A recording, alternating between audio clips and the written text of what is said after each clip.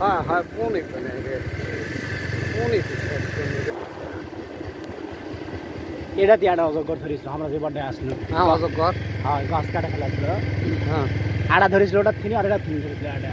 আছে তো এই জঙ্গলে দেখানো না অজগর দুটা ছিল তো হুম গাছ কাটার সময় একবার আসলো সেই সময় এরা থিনি আড়া ধরেছিল যথা বড় লয়।